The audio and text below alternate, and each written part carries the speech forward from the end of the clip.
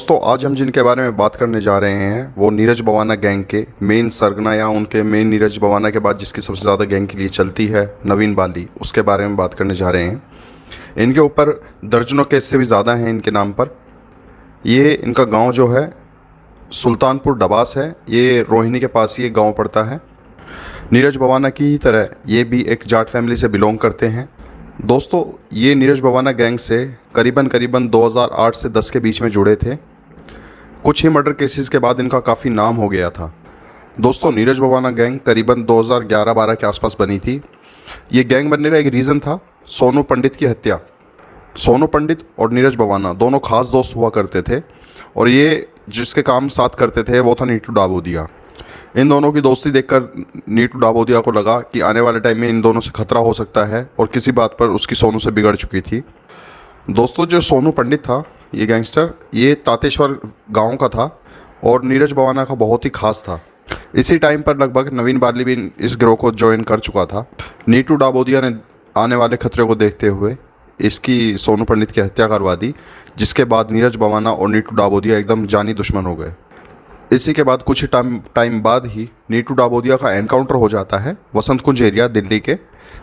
दोस्तों नीटू डाबोदिया के बाद सुरेंद्र एक मेन मेंबर बन जाता है जो नीटू डाबोदिया की गैंग को संभालता है उसके बाद। बट कुछ ही टाइम बाद नीरज बवाना उसकी भी हत्या करवा देता है। उसकी हत्या के बाद जो मेन गैंग संभालता है वो होता है प्रदीप भोला। दोस्तों ये बात है लगभग 2013-14 के आसपास की। तब तक नवीन बाली का काफ़ी नाम हो चुका था, लेकिन 2013 में नवीन बाली गिरफ्तार होता है एक केस में। रिपोर्ट्स की माने तो ये एक्सटॉर्शन केस था जिसमें रंगदारी मांगी गई थी 50 लाख रुपए की। दोस्तों इसी के बाद अगले ही साल 2014 में सुल्तानपुर डबास में 2 मर्डर केस होते हैं।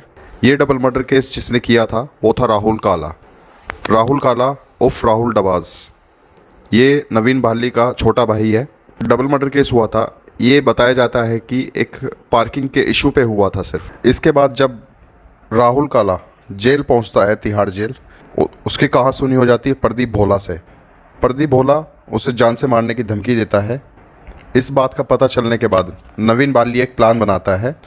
उस वक्त नवीन बाली नीमका जेल में था जो फरीदाबाद में है। अप्रैल 2014 में प्रदीप भोला को मारने के लिए विकास डबास को भेजा जाता है 10 और गैंगस्टर्स के साथ में। विकास डबास वकील की ड्रेस में होता है और उसके पास 2 गन भी होती है। वो गन जो उसने छुपाई होती है वो फाइलों के बीच में छुपा के अंदर ले जा रहा था। पर दोस्तों ये जो सारा प्लानिंग थी, इस सब की भनक पड़ जाती है पुलिस को और पुलिस ये बड़ा कांड होने से पहले ही इन सबको गिरफ्तार कर लेती है। दोस्तों इसके बाद नीरज बवाना एक प्लानिंग करता है कि नवीन बाली को कोर्ट की पेशी से किस तरीके से भगाया जाए। ये काम वो पहले भी कर चुका था अमित बोहरा को भगा के, जब वो पेशी पे कोर्ट में आया था। दोस्तों बता दूं इन लोगों में इतनी ज़्यादा दोस्ती है, एक भाईचारा है जो ये गैंग मेंबर्स हैं नीरज बवाना के स्पेशली, कि ये एक दूसरे के लिए कुछ बात तक नहीं सुन सकते या फिर बहुत ही जल्दी। दोस्तों इसी भाईचारे की वजह से शायद नीरज बवाना गैंग आज भी इतना फल फूल रहा है, एक तरीके से आज सिंडिकेट बन गया है पूरा।